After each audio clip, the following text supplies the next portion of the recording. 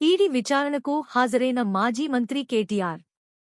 Hyderabad formula ఈ car రేస్లో గురువారం ఈడీ విచారణకు హాజరుకానున్నట్లు మాజీ మంత్రి కేటీఆర్ బుధవారం సాయంత్రం ప్రకటించారు.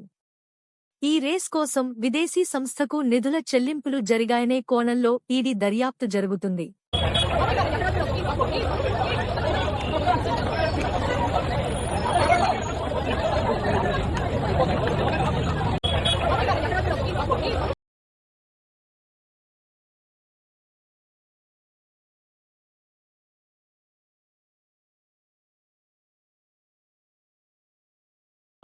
అసలు